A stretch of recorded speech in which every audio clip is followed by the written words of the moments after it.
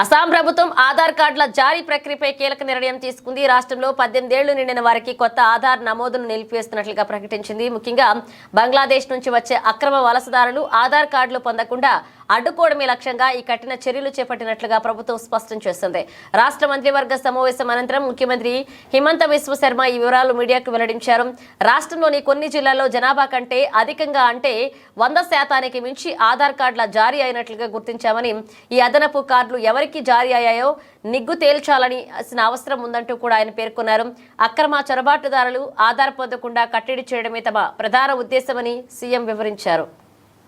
1600 kilometre যেতিয়া অসম আন্দোলন হল আমি একট আমি কোনো অসম বাংলাদেশৰ কাটাতাৰ হব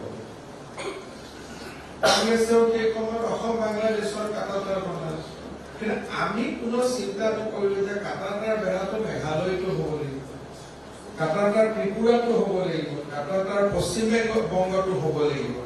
যদি এইটোত নহয় মই মানকাছাৰ দি নুসুমাম, মই ডাউকি দি সোমাম। সো আমি কেতিয়াবা মই অসম একৰ্ডৰ ওপৰতো কওঁ যে আমাৰ দাবী হ'ব লাগিছে যে 5খন ৰাজ্যৰ কাটাতাৰ।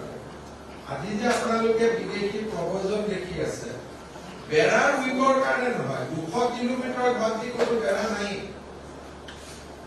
Out of 1600 kilometres of border ত্ৰিপুৰাত বেৰা নাই, এতিয়া বনাই আছে হাফডাম।